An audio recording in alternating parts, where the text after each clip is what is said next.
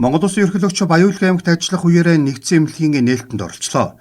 Тэрээр ерөнхий сайд байхдаа эмнэлгийн нөхцөл байдалтай танилцаж улмаараа 150 ортой эмнэлэг барих шийдвэр гарган шавыг нь тавьж бүтээн байгуулалтыг нь эхлүүлсэн.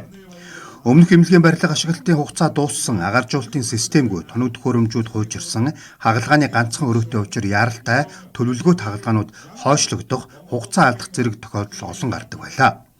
Цар тахлын улмаас бүтээн байгуулалтын ажил удаашрсан ч 2020 онд 4.6 тэрбум төгрөгийн хөрөнгө оруулалтаар хүүхдийн 50 ортой эмнэлгийг өнөөдөр 28.5 тэрбум төгрөгийн хөрөнгөөр 100 ортой эмнэлгийг ашиглалтанд орууллаа. Олон угсаатны үлгийн нутаг Баян-Улгийн аймгийн иргэдийн эрүүл мэндийг хамгаалах, орчин үеийн эмнэлгийн тусламж үйлчлэгээр цаг алдалгүй үзүүлэх боломжийг бүрдүүлсэн 100 ортой нэгдсэн эмнэлгийн нээлтийг Казак Түмнийхэ Нарны Баяр, Наварцыг тохиолдуулан нээж байгаадаа маш их баяртай байна.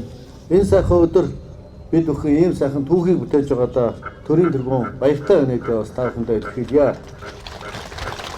Одоогоос 8 жилийн өмнө миний бие Монгол Улсын ерөнхий сайдын албыг хашиж байхдаа Баян-Улгийн аймагт ажиллаж ашиглалтын хугацаанд хэдэрсэн нэгдсэн эмнэлгийн үйл ажиллагаатай газар дээр нь танилцсаж, та бүхнийхээ бас санаа бодлыг сонсож энэхүү бүтээн байгуулалтын ажлыг эхлүүлэх шийдвэр гаргаж байснаа би эргэн дуусгад их сайхан байна. Тэгээд сэтгэл бүхэн болж бүтдэг гэдгийн бас нэг жишээ бол энэ байна гэдгийг хэлхийг хүсэж байна. Эх орныхоо баруун хязгаар дарга дэргэдийнхээ эрүүл мэндийг хамгаалах ариун үйлсэд энэрн нөгөөсгөө асрах ачлах сэтгэлээр хүчин зүтгэж байгаа та бүхэндээ чин сэтгэлийн талархал илэрхийлж ажлын өндөр амжилтыг бас хүсэн өрөөё. Хамгийн гол хүчин чадлын үүд гэх юм бол 6 төрлийн хийж үлдтэй 3 том вакуум эслийн өрөөтэй болсон. Ингэснээрээ бол цаашид бид нар урд өмнө манай аймагт хийгдэж байгаагүй мэслүүдийг тухайлбал үе мөч солих, хавдрын мэс аслууд бүр цаашлаад эд эрхтэн шилжүүлэх мэслийг хүртэл хийх одоо хүчин чадалтай болж байна гэж ойлгож байна. Энэ эмнэлгийн барилга маань одоо ерөнхийлөгч маань ерөнхий сайд байхдаа баялагымд альчилж Баян-Улгийн нэгдсэн эмнэлгийн шинжилгээ 100 ортой эмнэлэг барина гэж төсөл төлөвлөсний дагуу одоо энэ барилга бүтээн байгуулалтын ажлыг өнгөрсөн хугацаанд манай компани хийж мэлгэсэн. Уг барилга маань одоо анх төсөлтөд 100 ортой эмнэлэг төлөвлөж байсан бол одоо яг бодит үйлчлэр одоо төсөлтсөн хүчин зэрэг 150 ортой ийм клиник эмнэлэг энэ хойно харагдаж байгаа 150 ортой клиник. Энэ талд нь бол 7 давхар амбулаторь, лаборатори бүхий мөн эмнэлгийн антом мэс гэсэн 3 блокод бүрдсэн нийт бүлэг зохицол эмнэлэг болсон байгаа. Тэгээд онцлог гэвэл одоо хойд клиникийн эмнэлэг нь орохоор 3 месээс өөр вакуум 3 месээс 6 хийгээд амжсан 3 вакуум месээс өрөөтэй гişмичийн сүүлийн тоног төхөөрөмж сүүлийн эмчилгээ онцгойн хийх боломжтой ийм хүчин чадалтай эмнэлэг барьж ашиглалтанд оруулж байгаа тул их баяртай байгаа юм.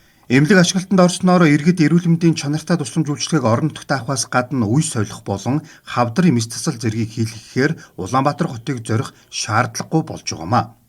Нэгдсэн эмнэлэг агаржуулалтын нэгдсэн системтэй, нэгдсэн хагалгааны вакуумжуулсан өрөөнүүдтэй болсноор яаралтай болон төлөвлөгөөт хагалгаануудаа зэрэг хийж эмнэлгийн үйлчилгээ чанар аюулгүй байдал хүртээмж нэмэгдэж байна. Өнөөдөр Монгол Улсын эрүүл мэндийн бодлогын нэг том алхам бол энэ аймаг бүрд энэ шиг одоо Баян-Улгийн аймагт өнөөдөр нээж байгаа энэ эмнэлэг шиг ийм эмнэлгүүд барих төсөл маань одоо хэрэгжээд эхэлж гэлээ. Бид одоо Азийн хөгжлийн банкны 225 сая долларын хөрөнгө оруулалтаар бүх аймагуудад энэ яарлаа тусламж, эрчим дэмжлэг, харуулт шигдээс гэмтэл ослоор нэг иргэнээс алдахгүй байхын төлөө энэ том зорилгоо биелүүлэх чинь. Тэгэхээр одоо аймаг бүрт хөрөнгө оруулалтад хийгдэн. Ингээд энэ 2 жилийн хугацаанд бид одоо 28 он гэхэд сэргийж болох нас баралтыг өнөөдөр 18 мянга байгаа бол бид энийг нэг 16 мянга руу нас баралтыг буулгах юм том зорилго тавьж байгаа. Би энэ эмнэлэгд бүр жирийн эмчээс ахуулаад тасгийн хэрэгсэж эмнэлгийн дараа газрын дараа хүртэл ажиллаж байсан. Энд одоо тухайн үед одоо хагалгааны нөхцөл хүнд байсан.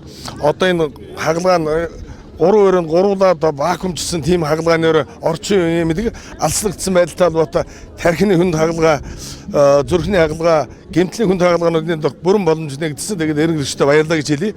Бас энэ улсын төсвийн хөрөнгө оруулалтаар баригдаж байгаа анх санаачлаад оруулсан эрен гэрчтэй баярлалаа гэж хэлье. Навард баяртай, сайхан баярлалаа гэж хэлье. Мөн эмнэлэгт шаардлагатай компьютер томограф, ангиографи аппарат авах хөрөнгийг улсын төсөвт тусгуулахад анхаарах юм а. Баян-Улгийн аймгийн нэгдсэн эмнэлэг нь 1940 онд 15 ортоогоор докторийн эмнэлэг нэртэй байгуулагдсан түүхтэй.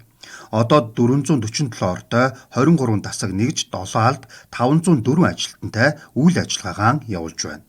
Баян-Улгийн аймагт төр хувийн хвшлийн 130 эрүүл мэндийн байгууллагт 1703 хүн ажиллаж байна.